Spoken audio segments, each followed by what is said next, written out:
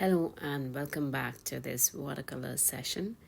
So today's session is going to be a really long one, and don't worry, I'm going to speed up the video later, but I just wanted to show you guys that in this video I'm going to be using a flat brush and I'm going to be making florals with it.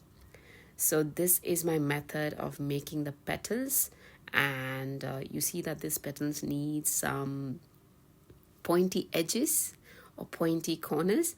So what I'm trying to do here is use the ends of the brush to create that pointy effect. And to be honest, it's a lot of fun. Initially when you start, you feel like, what is this? It's so hard to get these pointy edges. But after a while I started having fun. I like to twist my brush to get those thin and thick lines. Okay, this one looks like a dragon fruit, and yeah, I decided to fix it up a little bit because I don't want a dragon fruit, right?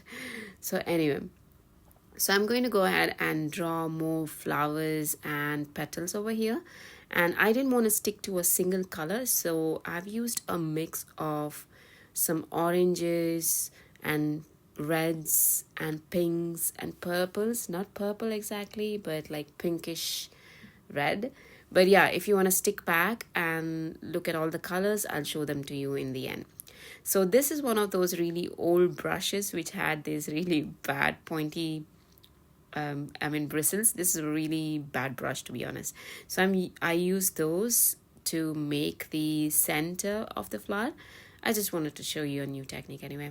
So now we are heading to the leaves, and obviously I didn't want to stick to a normal green, so I used some dark purple, or it's actually called, I think, Moon Glow, which is from a Daniel Smith range.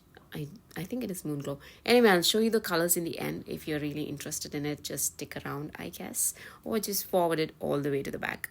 So as you can see, I take the color and then I go back once it's a little bit dry to go ahead and give some darker bits to it, like how I did over here. And it kind of gives it a really nice character, I guess. I absolutely love the way this turned out. I think it's one of those very rare sessions where you go in without having any plans, because I don't have a reference image for this, to be honest. So I'm just drawing, I'm just painting just like that. So I go back into that flower because I feel like it needs even more strokes, because I think they look much better when they have these nice little strokes. So here's the final result. So here are the colors. I've used some quadricone red, some these are like, I think, either Daniel Smith, or that's the Moon Glow, that's the one that I use for leaves, and Beryl Green, and I think I used a bit of that Mayan blue as well.